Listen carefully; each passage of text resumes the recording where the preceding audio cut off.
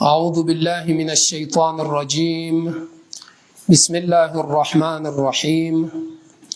الحمد لله رب العالمين، والصلاة والسلام على أشرف الأنبياء والمرسلين، سيدنا وحبيبنا أبي القاسم المصطفى محمد وعلى آله الطيبين الطاهرين المعصومين.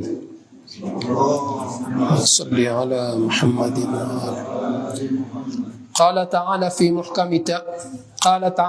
محكم كتابه: أعوذ بالله من الشيطان اللعين الرجيم، وقفوهم إنهم مسؤولون. صدق الله العلي العظيم. آمنا بالله، لا حول ولا قوة إلا بالله العلي العظيم.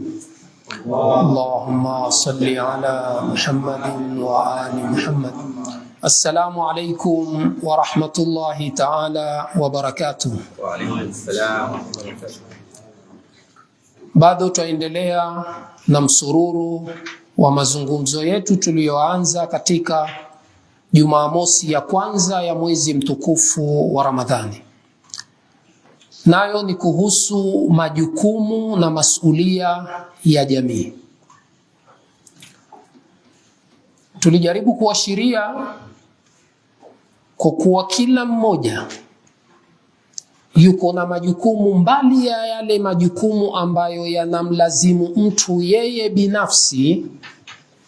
Kuna majukumu ambayo yananihusu mimi kama mimi na familia yangu, lakini kuna majukumu ya ziada ambayo ni majukumu ya jamii, majukumu ya umma, majukumu ya nchi au miji yetu.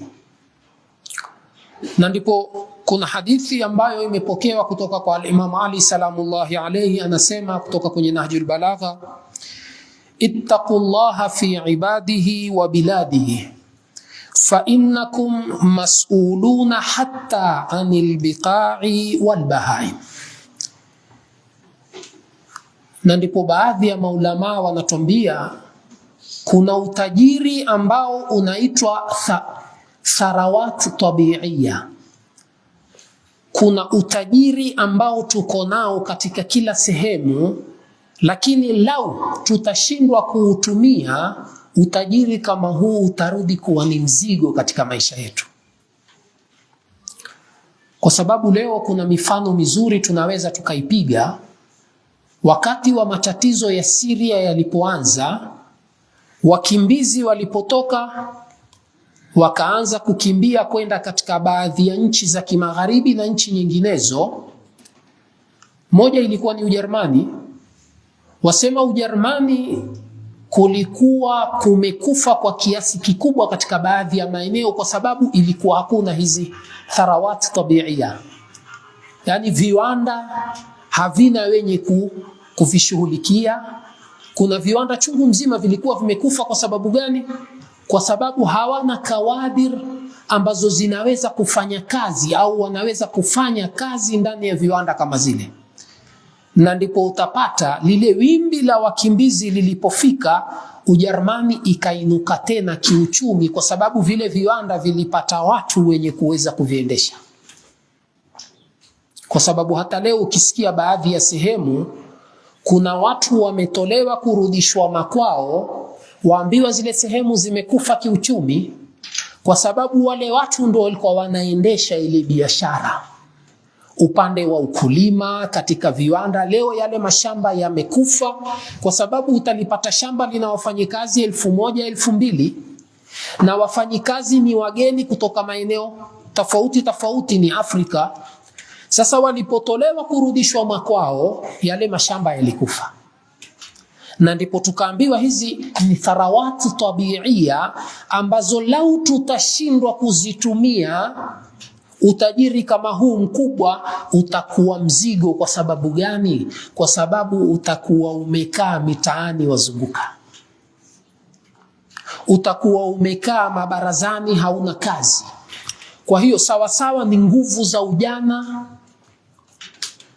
ni nguvu aina yoyote, hizi yatakikana zitumiwe. Kwa sababu gani? Ikiwa tutakuwa tumeshindwa kutumia nguvu kama hizi, basi ndipo pale tutarudi nyuma na tutaendelea kuporomoka. Na ndipo al-Imam Ali salamullahi alayhi aliposema ittaqullaha fi ibadihi wa biladihi, sio kumcha Mwenyezi Mungu wewe tu na majukumu yako, hapana, mpaka kwa waja wake. Kwa maana kila mmoja ni lazima ayabebe yale majukumu. Sasa sisi majukumu yetu tunafikiria kwa kuwa mimi ni lazima nitembee mimi kama mimi, au ikiwa nitapanda zaidi nipande iwe mimi kama na jukumu la familia, lakini ninasahau kwa kuwa niko na jukumu fi ibadihi wa biladihi, ambapo asema hata albahaim, tutaulizwa mpaka kuhusu wanyama, mpaka ile ardhi tunayoishi tutaulizwa, waqifuhum innahum mas'ulun.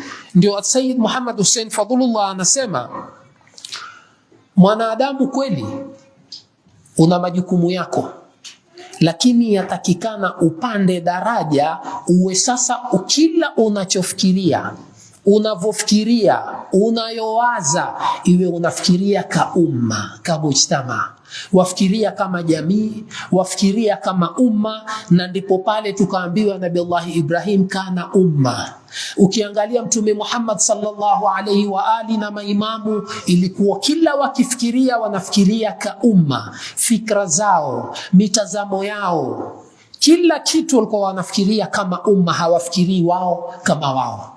Na hii ndiyo daraja inayotakikana tuipande, ili kweli sio kwa mujarradi ya kufikiria tu peke yake, la, tutoke katika kufikiria tuingie katika vitendo.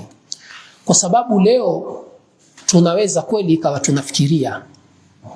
tunafikiria kama umma, tunafikiria kama jamii, lakini kweli katika harakati zetu twafanya kama umma au kama jamii au la? Kwa sababu ni swali yatakikana tujiulize. Hii ya mtu kuanza na nafsi yake ni intilaq, kama wanavyosema, kwa kuwa ni lazima mimi nihisi kwa kuwa ni juz'un min almujtama, katika kila ninachokifanya mimi ni sehemu katika jamii hii, siwezi kujitoa. Tujiulize leo, ikiwa mimi nataka niishi kwa utulivu, ikiwa mimi nataka tuishi kwa amani, ikiwa mimi nataka tuishi hali ya usalama, kiafya, kila kitu, mimi na familia yangu, je, linawezekana ikiwa katika jamii haya mambo hakuna? Ikiwa kwenye mitaa yetu hakuna usalama, hakuna usafi, hakuna utulivu, je, majumba yetu yatapata utulivu? Hayawezi kupata. Kwa hiyo ndipo hapa utapata kwa kuwa hizi fikra zinapokuja, si kwa maana zibaki kuwa ni fikra peke yake, ni lazima zipande kuzalisha, ili kweli sisi tuwe kila hatua tunayoichukua kama anavyosema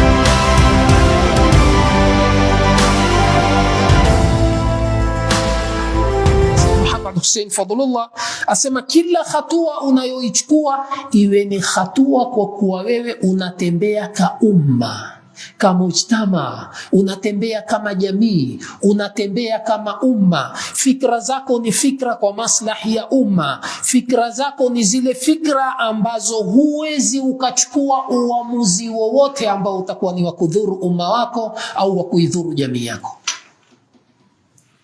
Lakini ikiwa tutayakimbia majukumu ya jamii, basi tutabaki kupiga kelele na hatutofanikiwa.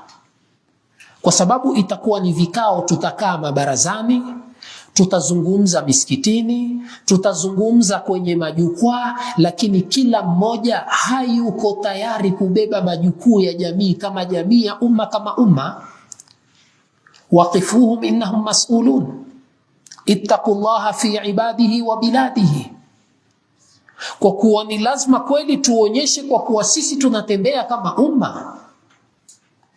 Siwezi kuwa mimi ninashughulishwa na mwili wangu kama mwili wangu bila ya kuangalia majukumu yanayonihusu na majukumu ya lazima katika umma wangu, mpaka umma utembee, uhisi kwa kuwa sisi hivi sasa ni kama mwili mmoja. Na mwili mmoja huu, roho ni moja peke yake ndani yake. Na hapa ndipo pale itakuwa umma umepanda daraja ya juu zaidi ya undugu tunaoufahamu. Kwa sababu ndugu, miili ni tofauti tofauti, viungo tofauti tofauti. Lakini hadithi iliyokuja inataka kutuambia sisi tuwe ni umma mmoja, umma ambao ni kama mwili mmoja wenye viungo tofauti tofauti, unaendeshwa na roho moja. Na ndipo al-Imam Ali salamullahi alayhi, Allahumma salli ala Muhammadin wa ali Muhammad, katika hadithi yake maarufu katika Nahjul Balagha anasema, aqna'u min nafsi bi an yuqala hadha amirul mu'minina wa la usharikuhum fi makarihi ad-dahr au akuna uswatan lahum fi jushubati al-aishi fama khuliqtu liyashghalani aklu at-tayyibati kalbahima. Angalia funzo analotupa al-Imam Ali salamullahi alayhi.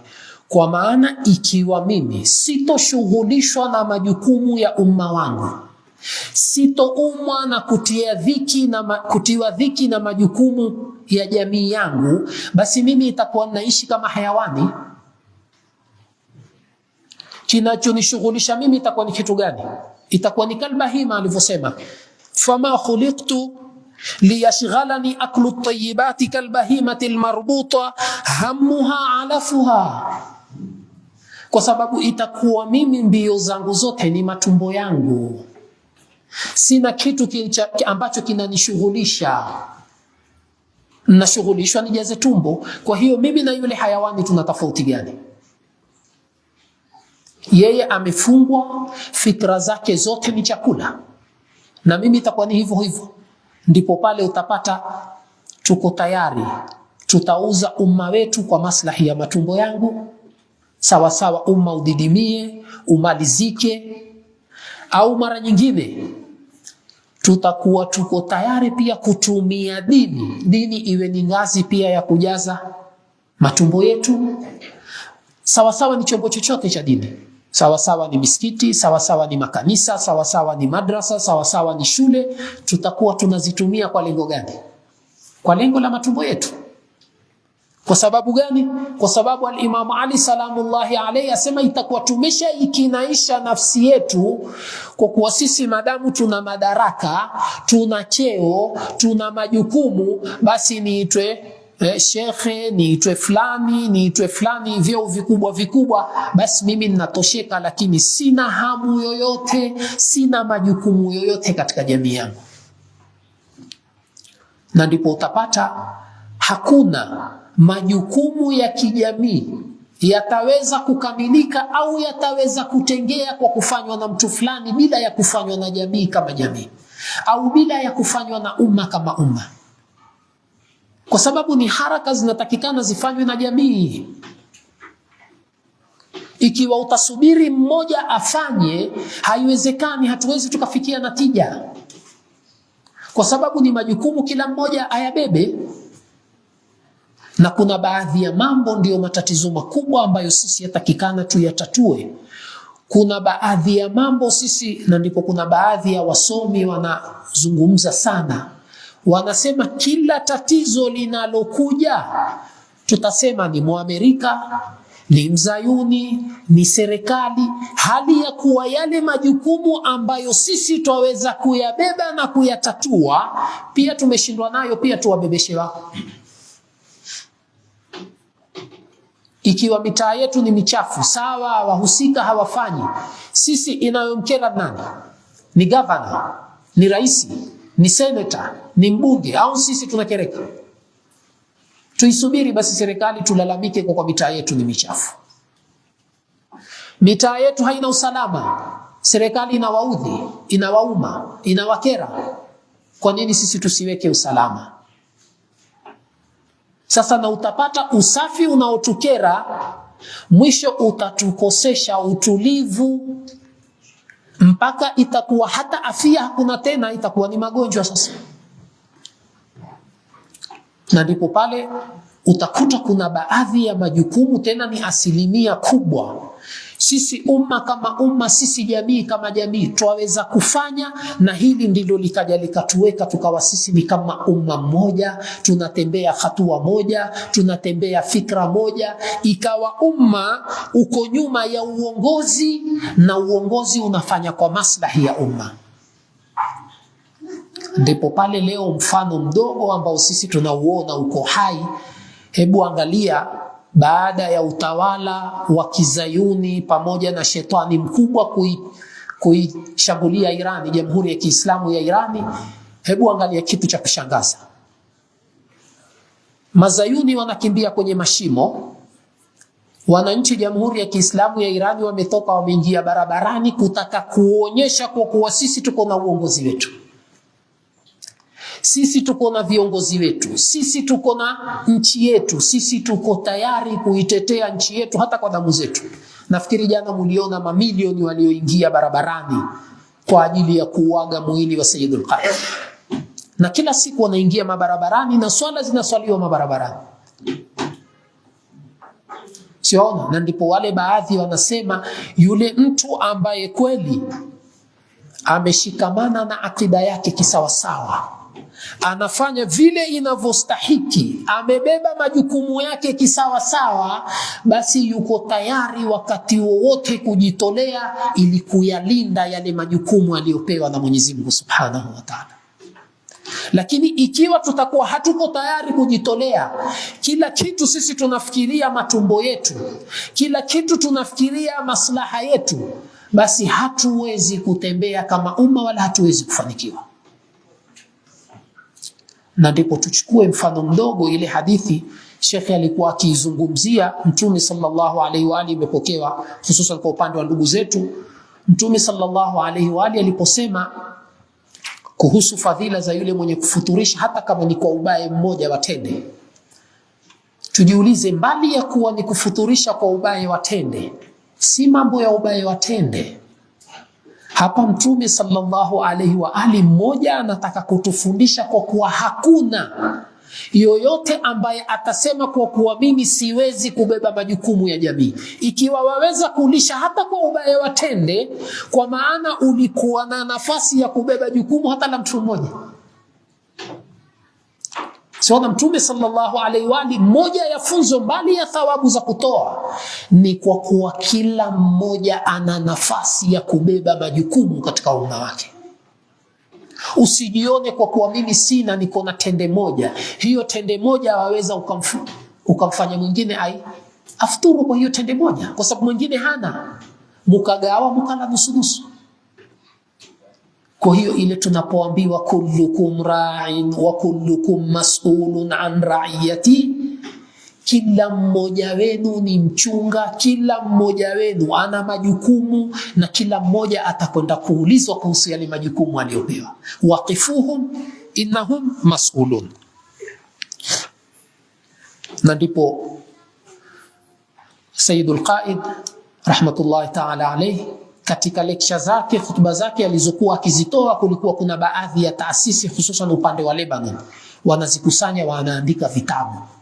Kuna maneno mazuri alikuwa anauliza, asema hal yumkinu an yadhuqa al-insanu halawata al-imani as-sadiq wa huwa la yatahammalu mas'uliyata al-mujtama' wa hal yakunu musliman man sami'a munadiyan yunadi ya lil-muslimina falam yujibhu.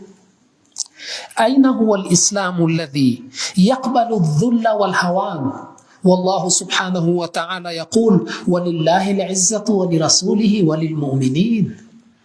Anauliza, je, huyu muislamu anayejiita muislamu, huyu mu'min anayejiita mu'min, kweli anaweza kupata ladha na utamu wa imani ya uhakika ikiwa yeye atakuwa hako tayari kubeba majukumu ya umma? Atapata wapi ladha kama hii? Ladha ya kuwa wewe unautumikia umma, unaitumikia jamii yako, ni ladha kubwa, ambapo watu walijitolea umri wao wote. Mtu hufungwa gereza hili, akifungwa hili, akifungwa lile, akifungwa lile, lakini si kwa sababu ya maslahi yake. Walifunguliwa mifereji, ikiwa mwataka kuishi vizuri, mwataka mishahara na kila kitu tutawapa, wacheni kupiga makelele. Lakini watu wakawa wako tayari mpaka mwisho kuzimwaga damu zao kwa ajili ya nini?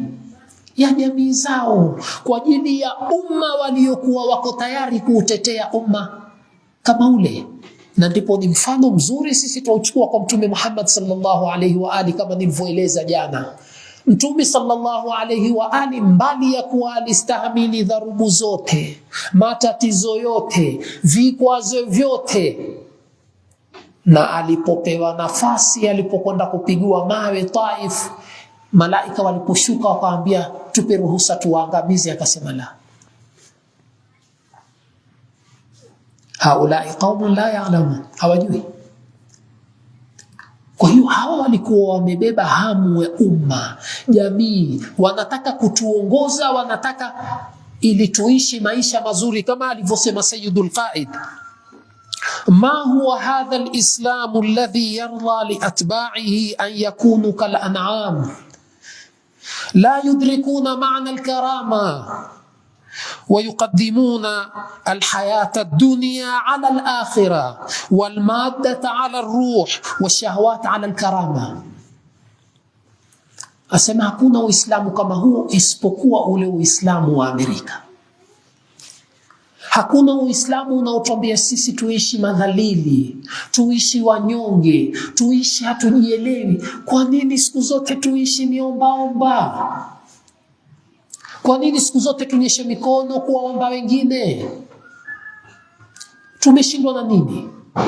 Kwa nini tusiamke kubeba majukumu yetu kama umma, tukaendesha mambo yetu kama umma, tukaweza kuheshimika kama umma, ikawa kila anayekuja anatupigia hesabu, kila anayekuja haji kwa unwani ya kutuchezea wakati wa kura, ataka kura zetu. Kwa sababu gani? Kwa sababu tutakuwa ni umma twajielewa, umma twajitambua. Leo tuwe tuko tayari mpaka kuandika barua tupeleke kwenye balozi za Amerika, balozi za Uingereza, ambao ni mashetani, ni maadui, ni waharibifu, ni wafisadi, tuombe misaada katika harakati zetu. Au tuwakaribishe wanasiasa kwenye misikiti yetu na kwenye majukwaa yetu ya dini kwa ajili ya tutaka kuendesha mambo yetu. Huu ndio Uislamu unataka karama. Uislamu unatuambia sisi tuishi wadhalilifu, tuishi wanyonge, tukubali kupiga magoti na kudhalilishwa na wanasiasa na wasiokuwa wanasiasa. Ni kwa sababu tumekimbia majukumu. Kila mmoja anaona hana majukumu katika jamii. Kila mmoja anamsukumia mwenzake. Kila mtu anaona shekhe ndo anaifaa kubeba majukumu, yeye hafai. Tutaishi wapi kwa karama? Al-Islamu ya'lu wa la yu'la alayhi. Walillahi al-izzatu wa lirasulihi wa lilmu'minina, lakini kwa sharti. Ni lazima tukubali kuyabeba majukumu, ni lazima tukubali kupambana, ni lazima tuwe na mikakati katika kila hatua tunayoichukua. Ndio kweli tutakuwa umma kama umma, tutaheshimika umma kama umma. Itakuwa kila anayekuja anapiga hisabu, wajua naenda kuzungumza na umma, sindi kuzungumza na mtu mmoja mmoja. Lakini leo tumekuwa wepesi, tumekuwa hatuna thamani, kwa sababu hatujitambui, kwa sababu hatujielewi. Na inshallah tutakuja kufikia tatizo kubwa, hata malengo tumekuwa hatuna, na hata kama tuko nayo malengo ni tafiha ambayo hayastahiki tuyapiganie, kama alivyosema Imam Ali salamullahi alayhi. Ni kama bahaim, ni tumekuwa kama wanyama, tutafuta kujaza matumbo tu. Kwani wanyama hawali, si wanakula nyasi? Sasa na sisi tuwe kama wao, kazi zetu kutafuta kula. Tuamkeni, tubebe majukumu. Majukumu yetu wenyewe yanayotuhusu sisi, yanayotukera sisi, yanayotuudhi sisi, tumsubiri mwingine atufanyie. Leo tuchukue mfano mdogo. Kuna vitu ambavyo mimi ninavithamini, kwangu vina thamani, siwezi kumwachia mtu yoyote. Mara nyingine hata familia yangu wanaweza wasizijue ndani ya familia, ndani ya nyumba. Kwa sababu gani? Kwa sababu naamini ni vyangu, sio? Lakini hebu tujiulize tu kitu kidogo. Leo ukirudi katika usafi wa mitaa yetu, hata wale watoto wetu ambao hawakusoma, hawana kazi, hawako tayari kuzifanya zile kazi. Ni kwa sababu gani? Ni kwa sababu tuamini miji yetu, mitasi yetu, zetu zile ambazo tumezithamini. Lau ingekuwa kweli twathamini umma wetu na jamii yetu, basi kila kile tunachokijua ni chetu tungekithamini. Upande wa usafi tungethamini, upande wa usalama tungethamini, upande wa kila kitu tungethamini, lakini kile tunachoamini kwa kuwa ni chetu. Sasa leo kijana yuko tayari akae barazani, hakusoma, hana maarifa yoyote, lakini ukimwambia aende akajiandikishe manispaa kazi ya kufagia hataki. Kule kwetu wale wenye kuchukua taka kwenye majumba wale, vingi utakuta ni wale akili zao kidogo haenda zikirudi si vijana wa sawa sawa. Vijana wa sawa sawa wako tayari, wenye kula Mungu na nini, wenye kazi zao. Lakini wale wengine ambao hawana kazi, mtu hayuko tayari kufanya zile kazi. Na ambapo mtu kijitaka kidogo tu ni shilingi 20, 30, 50. Taka kidogo tu. Kwa siku yule aweza kutengeza ni 300, ni 400, ni 500, na mpaka saa 5, 6 ashamaliza kazi. Lakini kwa sababu gani? Ni kwa sababu tumeona usafi wa miji yetu wale ndio wanaofaa kuweka. Hatuko tayari kufanya. Mtu yuko tayari akae barazani. Kwa hiyo kila mmoja lao tutabeba majukumu vile tunavyotakiwa na Uislamu, vile tunavyotakiwa na Mwenyezi Mungu Subhanahu wa Ta'ala, waqifuhum innahum mas'ulun, vile tulivyoambiwa na al-Imam Ali salamullahi alayhi, tutaulizwa hata anil bahaimi, mpaka kuhusu wanyama na zile ardhi tunazoishi. Lau tutabeba kisawasawa, basi hakuna majukumu yetu yoyote tutambebesha mtu mwingine. Tutakuwa tuko tayari kuyabeba yenyewe, na hii ndio ile hatua ya kwanza ambayo itatufanya sisi tuheshimike. Tuwe umma kama umma, tuwe watu kama watu, iwe kila anayekuja anatuangalia kwa jicho la heshima, hatuangalie kwa jicho la kututeza na kutufanya wanyonge. Kwa sababu leo yale maswali yanayokuja uambiwe kwa kuwa je, sijui pesa za madhalimu twaweza kujengea misikiti? Ni kwa sababu sisi hatuko tayari kujenga, wao ndio waje tujengee. Kisha na mara nyingine wakija tuwaeke kwenye safu ya kwanza watuswalishe pia. Sijui ikiwa mpaka leo hatujaweza kuamka au hatujaweza kufahamu tatizo letu liko wapi, vipi tutaweza kupiga hatua? Ndio ile Imam Ali salamullahi alayhi anaposema mara nyingine hata ukawa wenda mbio, lakini njia ulioichukua ni njia ya makosa, basi mbio zako zazidi kumpeleka mbali, huwezi kufikia malengo unayoyatarajia. ikiwa malengo mpaka minasaba yetu pia, minasaba inayotuhusu sisi, minasaba ya maimamu wetu na maasumina wetu pia, mpaka tutafute matajiri watusaidie. Isitoshe pia nisipopewa gari ya kuja siji, siwezi kutoa changu nikachukua usafiri nikaja. Ni kwa sababu gani? Ni kwa sababu tumerudi pale pale aliposema al-Imam Ali salamullahi alayhi, tumeshughulishwa kama alivyosema al-bahaimu, ambao wameshughulishwa na alaf. Chakula kile ndio kimewashughulisha, na sisi tumekuwa hivyo hivyo, hatuna tofauti na wao. Mwisho tumekuwa summun bukmun umyun fahum la yaqilu. Na tatizo liko wapi? Hi kullukum ra'in wa kullukum mas'ulun an ra'iyati, tumeiwacha. Ni lazima tukubali, tuamke kama jamii, tubebe majukumu yetu kama jamii, ndipo tutaweza kufanikiwa kama umma, tutaheshimika kama umma. Na ndipo leo unapoona Jamhuri ya Kiislamu ya Irani imesimama inatetea haki zake, na ndipo wachambuzi chungu mzima wanasema Muirani alipofika hahitaji msaada wa China wala hahitaji msaada wa Russia. Kwa sababu gani? Kwa sababu alijitambua, akajielewa, wakabeba majukumu yao, wakaweza kusimama kwa miguu yao kama umma. Na ndipo wanaposema kharaja sayyidun, ametoka sayyid, ataingia sayyidi mwingine, na akitoka qaidun ataingia qaidi mwingine. Mambo yanakwenda mbele, hakuna kitu kitaharibika. Kwa sababu gani? Kwa sababu ni umma umejielewa, ni umma umejitambua, kila mmoja amebeba majukumu yake. Ndio jana mmoja katika viongozi wa kijeshi, msemaji wa jeshi la Irani, aliingia barabarani, akawa watu wakawa wakimpa mikono na nini, kama namna anavyofanya Yahya Sarih wa Yaman. Mara nyingi mara huwa anaingia mitaani, ameingia akawaambia wananchi, sisi tutatekeleza jukumu letu la kijeshi na nyinyi tekelezeni jukumu lenu mitaani na barabarani. Kwa hiyo umma uko tayari kubeba majukumu yake, na ndipo ukakuta umma kama umma, nchi kama nchi imefika, kwa sababu kila mmoja anajua kwa kuwa mimi nina majukumu na alikubali kuyatekeleza. Ndio ukakuta Jamhuri ya Kiislamu imefika. Walhamdulillahi rabbil alamin, sallallahu ala Muhammadin wa alihi at-tahirin. Allahumma salli ala Muhammad.